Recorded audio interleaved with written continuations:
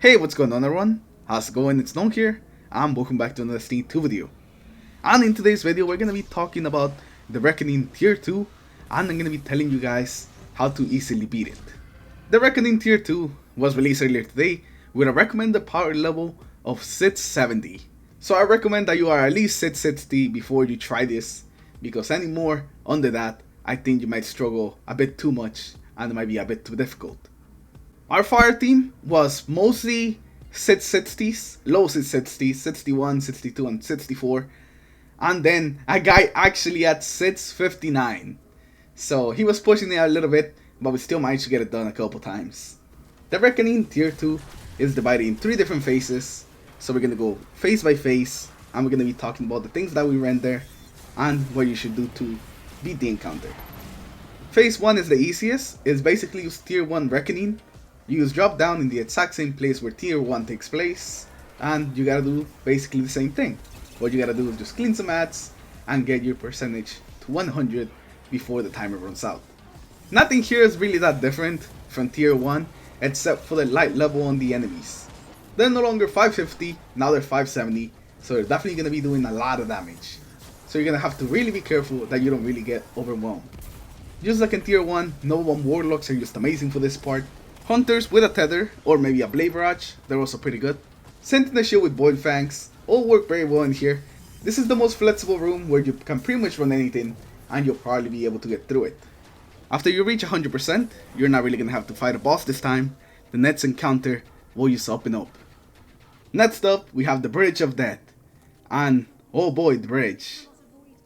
The bridge is actually pretty simple. All you have to do is capture these zones. You're gonna have to capture 6 of them. And you're gonna have to capture them relatively quickly.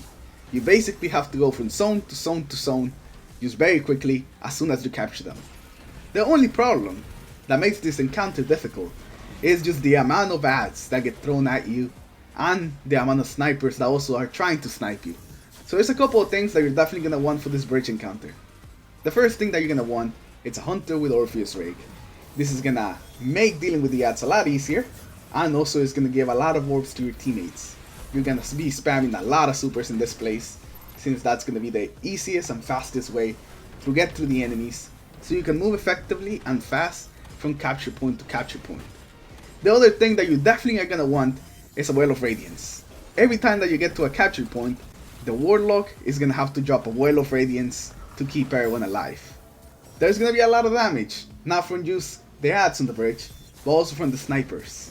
The Well of Radiance just basically ensures that everyone in the circle on the capture zone that stays alive, and everyone is just harder to kill.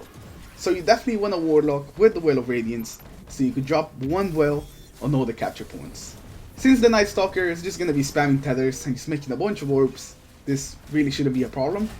But if you are having a problem just having your Well of Radiance on every capture point, then the Phoenix Protocol will definitely help you so you can just drop even more wells. And the last thing that you're gonna need is one ad clearing and high damage super. Something like a Nova Bomb, something like a Blade Barrage, something that does big damage in a short amount of time. This is gonna help clear the ads and also deal with some of the majors that spawn on the bridge. There's gonna be a lot of majors spawning around you, so you definitely want something that's gonna take care of them. An Ahamkara Warlock works amazingly in this, or maybe a Blade Barrage Hunter if you only have one Warlock. This is gonna make dealing with those majors just a lot easier, and you won't really have to worry about them too much. The thing about this encounter is that every time that you do it, the majors actually change. Sometimes it will be an ogre, sometimes it will be a centurion, sometimes it will be a knight. The type of major that you're fighting against while doing the bridge is just gonna be random every time. Another thing to keep in mind while doing this encounter is that as soon as you see the meter filled up and the net zone appears, you want to get moving immediately. You don't really have a lot of time to capture these zones, so you gotta move quickly. The Warlock wants to get there as soon as possible so he can drop the Well of Radiance. If you're the hunter spamming tethers, remember to tether in front of you and also behind you. You gotta tether both sides to make sure that most of the ads just get tethered immediately, so they can be dealt with just a lot easier and they won't be a pain.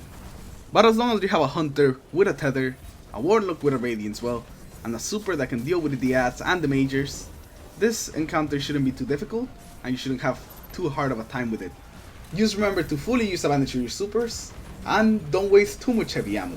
If you have to, it's okay if you shoot some majors with the heavy ammo, but you're definitely gonna want some heavy ammo for this next part. Alright, so now for the final encounter, you drop down to this dark arena, and you're gonna have to kill these two knights. These two knights right here, these are the bosses that you wanna kill. But you won't be able to use to damage them normally. Sure, you can still shoot them and they will take damage, but it'll be very little damage. What you wanna do is that you wanna look around and find the special marked enemy. You're gonna find this guy in one of the sides of the arena, and he's also glowing really brightly. So it's kinda hard to miss this guy. So you look around for a bit and you'll probably find him. He does spawn in different sites every time though. So every time you jump in, you're gonna have to look around for a bit and call it out whenever you find him. One thing about this arena is that you cannot step on the water that is to the sides of the arena. The water will actually do damage and it will actually drain your super, which is something that you definitely don't want. So you got to stick to the actual arena and not go to the side into the water, because it will take your super away and it will also damage you. Once you reach the special enemy, all you have to do is just kill him. Once you kill him, a well will appear where he used to be, and that's where you're gonna stand to get the buff so you can actually damage the knights.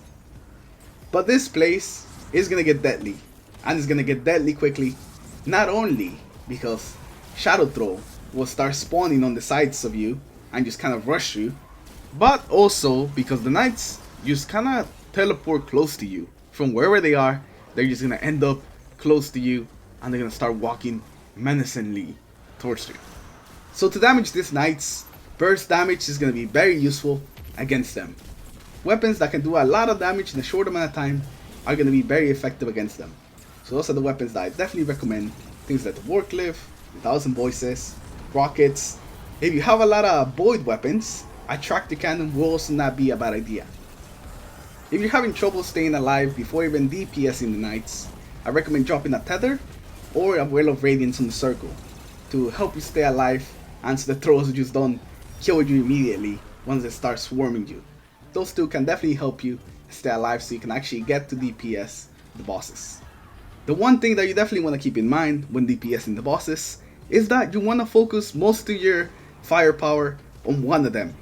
You want, ideally, take one of them out of the time, because as soon as you get them to half health, they're gonna lose their helmet and then they're just gonna start sprinting at you, trying to kill you.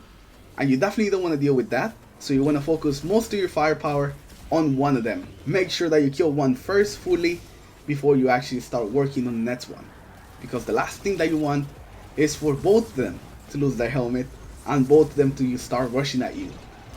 We did that a couple times when we were trying, and oh boy, it's a bad time. You do not want to get to that. It gets very difficult, so go for one at a time, kill them fully, and then that's when you start doing damage on the other one. It's gonna make this encounter just a whole lot easier if you do it that way.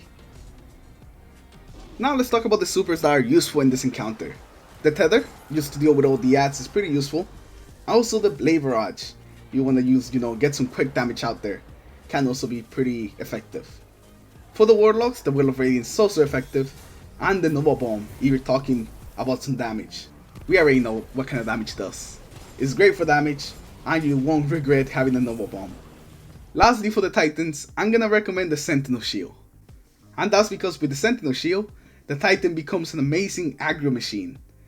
And you can just pop your super, put up your guard, and just get the attention of the knights. They will be focused on you, they will try to damage you, but since you have your shield and your guarding, they won't really do anything. You just gonna stand there, take all the damage, while your fire team can just focus on killing the knights. And that's why I think that the Sentinel Shield is just an amazing super for this, and it's just gonna make this encounter a lot easier. And it will also be a lifesaver if you find yourself in the situation where you accidentally took both of the helmets of the knights without actually killing the first one. It can definitely save you, and I think you'll still be able to finish it. But once you do enough damage to the knights and you take both of them down, then that's it. You just beat tier 2. I think 3 of us as a reward get a curated weapon, which was pretty good. Unfortunately, it's not a powerful reward. It was around the same light level as my normal legendary rewards. But it was still a fully masterwork weapon. But anyways, with that, we're gonna end today's video. I wish you luck in your tier 2, and I hope that you're gonna be able to complete it. As always, I hope you guys have enjoyed the video. Leave a like if you did, dislike if you didn't, subscribe to the channel in case you guys haven't already. Share the video around if you think somebody else might find this video useful. And I'll see you guys in my next video. Take care everyone. Have a good day.